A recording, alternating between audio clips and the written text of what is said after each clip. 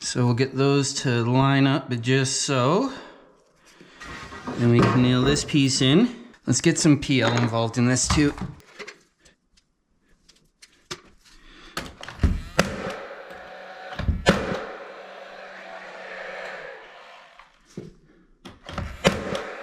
Glue down here. Now this one is fairly straight.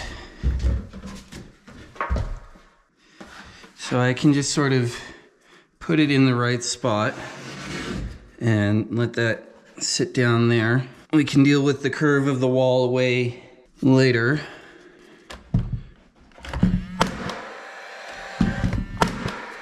And one of the things I was thinking of was even doing a second layer of this material later to beef it up.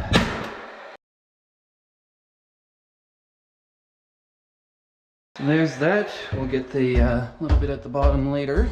That shows you how much bow that is there. Yeah, I'm right at this corner here, right at that corner. So I can start nailing this in and pushing that in till it's lined up a bit better. That's gonna need some sanding and fussing, but it can get that when the time comes. It doesn't need much pressure, but it did need to be straightened. And that is much better. Hey, laser fusser, that would have taken me probably a solid 5 minutes without the new laser fusser. Get this corner to line up just so. That seems all right.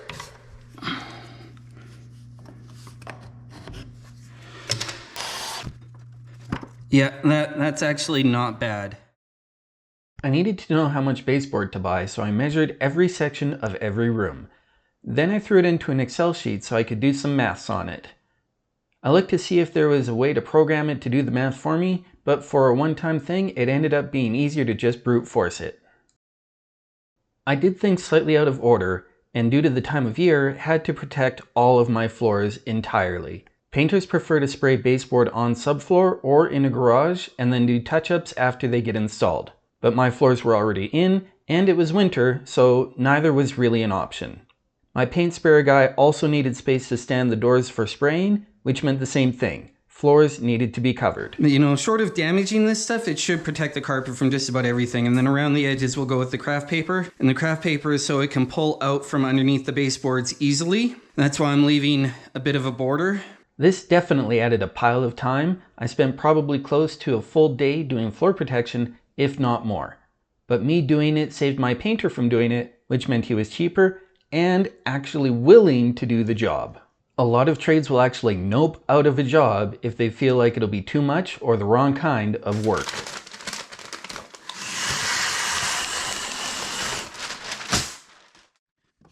I know every YouTuber ever always shows how they mark, cut, and install first time every time. So I'm leaving a bit in here for you to see what the reality often is.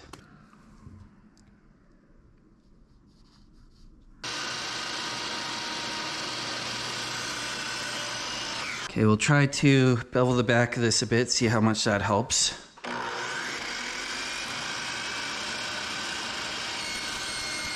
Okay, a little bit less angle, chew off the front just a bit.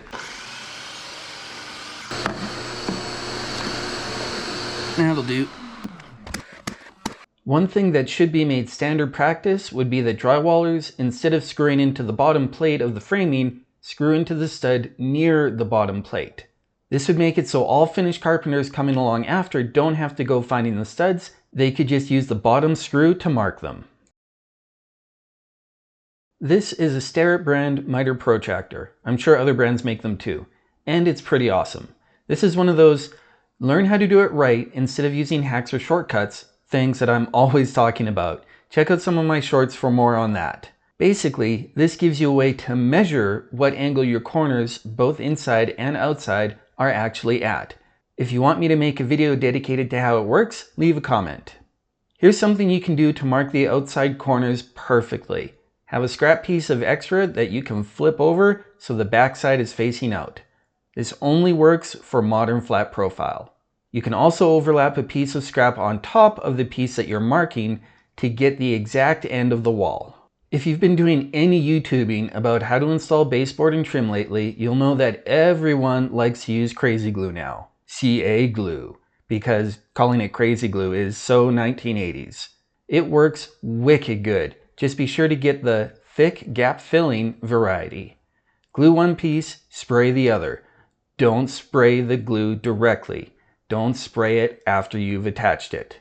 Take a little care in how you put the pieces together, because once they sit, they're done. And of course, I can't make a video like this without one of those satisfying slides at the end.